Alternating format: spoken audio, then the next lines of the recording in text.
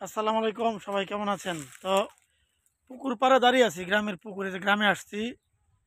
পুকুর পাড় দাঁড়িয়ে আছে, যে পুকুরের পাশে দেখেন কলা গাছ, এই কলা ধরছে কত সুন্দর ফ্রেশ, মানে একদম পিওর ছাড়া কোনো রকম কোনো কেমিক্যাল মুক্ত।